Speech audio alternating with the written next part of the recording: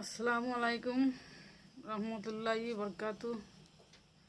আমি একটা গান নতুন উপহার দিচ্ছি।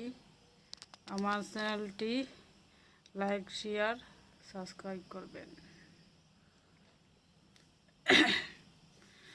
একটা মোমের বাতি জ্বালাইয়া দাও, ও দয়াল সান আমার অন্তরে।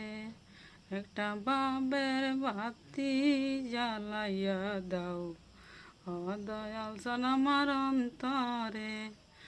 একটা মোমের বাতি জ্বালাইয়া দাও, ও দয়াল সান আমার অন্তরে।